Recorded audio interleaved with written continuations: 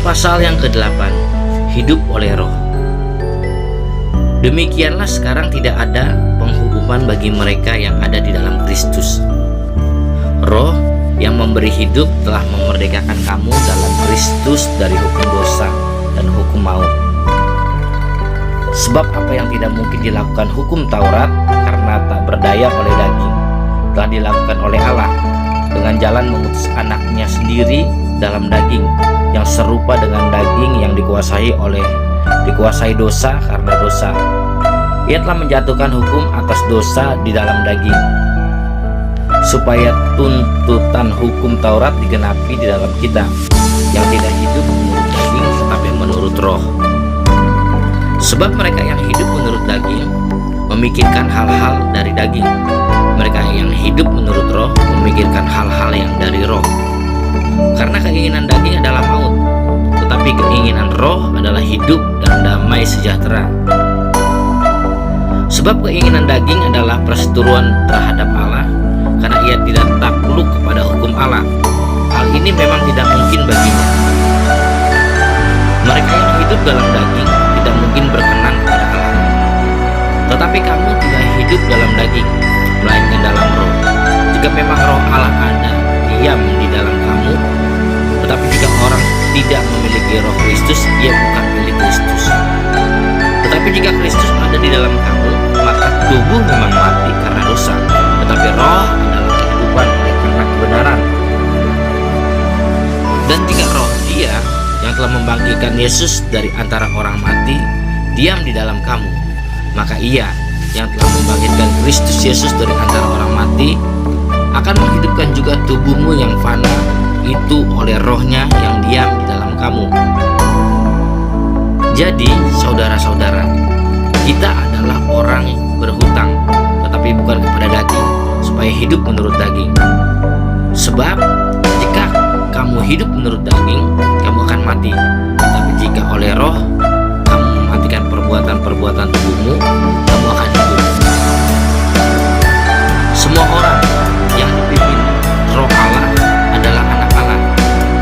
Sebab kamu tidak menerima roh perbudakan yang membuat kamu menjadi takut lagi, tapi kamu telah menerima roh yang menjadikan kamu anak Allah. Oleh roh itu kita berseru, ya Aba, ya Bapa. Roh itu bersaksi bersama-sama dengan roh kita bahwa kita adalah anak-anak Allah. Dan jika kita adalah anak, maka kita juga adalah ahli waris. Maksudnya orang-orang yang berhak menerima janji-janji Allah, yang akan menerimanya bersama-sama dengan Kristus, yaitu jika kita menderita bersama-sama dengan Dia, supaya kita juga dipermuliakan bersama-sama dengan Dia. Pengharapan anak-anak Allah. Sebab aku yakin bahwa penderitaan zaman sekarang ini tidak dapat dibandingkan dengan kemuliaan yang akan dinyatakan. Sebab dengan sangat rindu seluruh makhluk menantikan saat anak-anak Allah dinyatakan. Karena seluruh makhluk telah ditaklukkan pada kesia-siaan, bukan oleh kehendaknya sendiri, tetapi oleh kehendak Dia yang telah menaklukkannya. Tetapi dalam pengharapan, karena makhluk itu sendiri juga akan dimerdekakan dari perbudakan kebinasaan dan masuk ke dalam kemerdekaan kemuliaan anak-anak Allah. Sebab kita tahu bahwa sampai sekarang segala makhluk sama-sama mengeluh dan sama-sama merasa sakit salib. Dan bukan hanya mereka saja, tetapi kita yang telah menerima karunia sulung roh, kita juga mengeluh dalam hati kita sambil menantikan pengangkatan sebagai anak, yaitu kebebasan tubuh kita. Sebab kita diselamatkan dalam pengharapan, tetapi pengharapan yang dilihat bukan pengharapan lagi. Sebab bagaimana orang masih mengharapkan apa yang dilihat, tetapi jika kita mengharapkan apa yang tidak kita lihat, kita menantikannya dengan tekun. Demikian juga roh membantu kita dalam kelemahan kita. Sebab kita tidak tahu bagaimana sebenarnya harus berdoa, tetapi roh sendiri berdoa untuk kita kepada Allah dengan keluhan-keluhan yang tidak terucapkan. Dan Allah yang menyelidiki hati nurani mengetahui maksud roh itu, yaitu bahwa Ia sesuai dengan kehendak Allah berdoa untuk orang-orang kudus. Kita tahu sekarang bahwa Allah terus bekerja dalam segala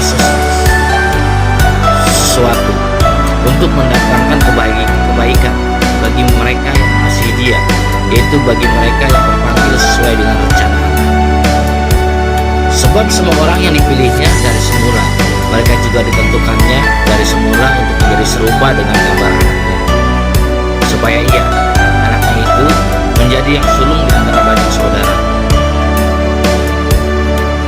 Dan mereka yang dituntunnya dari semula, mereka itu juga dipanggilnya, dan mereka dipanggilnya, mereka juga dibenarkannya, dan mereka yang dibenarkannya, mereka itu juga dimuliakannya. Keyakinan iman. Sebab itu apakah yang akan kita katakan tentang semuanya itu? Jika Allah di pihak kita, siapakah yang akan melawan kita? Ia yang tidak menyayangkan anaknya sendiri, tetapi yang menyerahkannya bagi kita semua.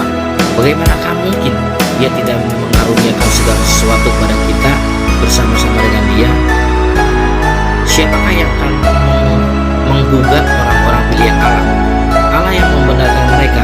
Siapakah yang akan menghukum mereka? Kristus Yesus yang telah mati, bahkan lebih lagi yang telah bangkit, yang juga duduk di sebelah kanan Allah, yang malah menjadi pembela bagi kita. Siapakah yang akan memisahkan kita dari kasih Kristus?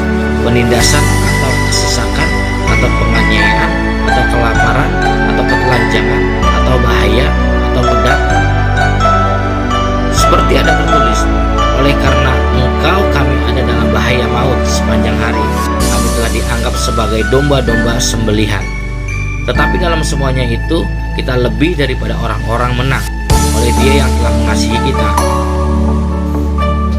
Sebab aku yakin bahwa baik maut maupun hidup, baik malaikat-malaikat maupun pemerintah-pemerintah, baik yang ada sekarang maupun yang akan datang, atau kuasa-kuasa, baik yang di atas maupun yang di bawah, ataupun sesuatu makhluk lain, tidak akan dapat memisahkan kita dari kasih Allah yang ada dalam Kristus Yesus Tuhan kita.